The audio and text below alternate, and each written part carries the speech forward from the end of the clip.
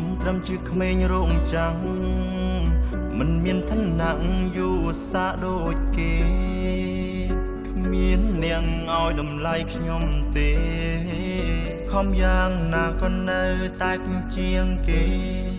ជីវិតខ្ញុំពេលនេះរសាន់ដូចជាផ្សែងអង្គុយសម្រក់ទឹកភ្នែកម្នាក់ឯងសែនចំបែងញ៉ៃកាស្រឡាញ់គ្នារាប់ឆ្នាំតែប្រវណ្ណៈគ្រួសារឲ្យខ្ញុំឈឺ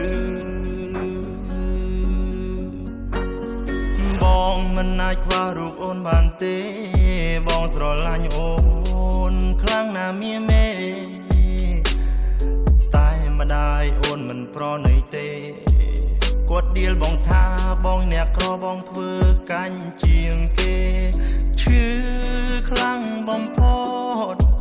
ស្នេហ៍ជូរចត់ជួបតែបញ្ហាយើងស្រឡាញ់គ្នាមិនដែលហូរទឹកនេត្រា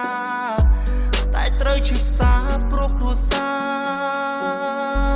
របំបែបេះដូងខ្ញុំឈឺដូចគេចាក់ភ្នែកខ្ញុំងងឹតដូចមនុស្សខ្វាក់ទឹកភ្នែកខ្ញុំហូរឡើងសស្រាក់បេះដូងខ្ទេចខ្ទាំឡើងខ្ទេចប៉ុន្តែខ្ញុំមិនចង់រត់គេចពីស្នេហាព្រោះខ្ញុំស្រឡាញ់កូនស្រីអ៊ំខ្ញុំនេះជាមនុស្សស្មោះត្រង់មិនបែងគំនិតទៅណាស្រឡាញ់អូនបងស្រឡាញ់អូនបងមានលះបង់ដើម្បីថ្លៃទោះបីជីវិតបងនេះខ្សែក៏បងនេះមិនទៅណាបងស៊ូអង្គផងម្ដាយអូនឲ្យគាត់មានក្តីមេត្តាកំបំបែកបំបាក់ស្នេហានេះអី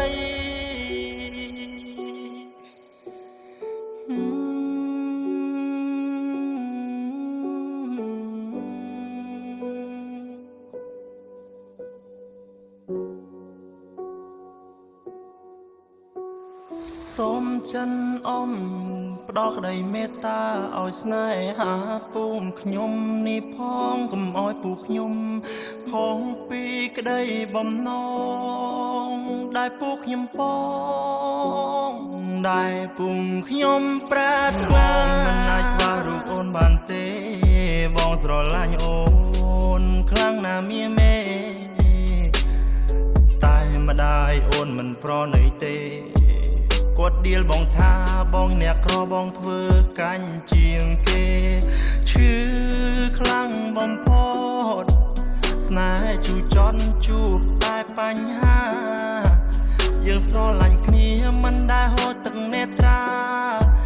តែត្រូវឈឺផ្សាព្រោះគ្រួសា